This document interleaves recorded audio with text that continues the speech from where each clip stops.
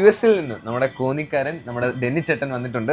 200-600 നമ്മൾ ഒരു വർഷമായി തോന്നില്ല ചാറ്റ് ചെയ്യുന്നതായിട്ട്. ആള് അവിടെ US-ലുണ്ടായിരുന്നപ്പോൾ തൊട്ട് നമ്മളായിട്ട് ടെക്സ്റ്റ് ചെയ്യുന്നുണ്ടായിരുന്നു. അപ്പോൾ നമ്മൾ 200-600 അറ്റ്ലാസ്റ്റ് എടുത്തിരിക്കുന്നുണ്ട്. അപ്പോൾ ആളുടെ ഫാമിലി എല്ലാവരും ഉണ്ട്. അപ്പം അവരെല്ലാം വെയിറ്റിംഗ് ആണ്. ഓക്കെ, എങ്ങനെയുണ്ടായിരുന്നു എക്സ്പീരിയൻസും കാര്യങ്ങളൊക്കെ? നല്ല എക്സ്പീരിയൻസ് ആയിരുന്നു.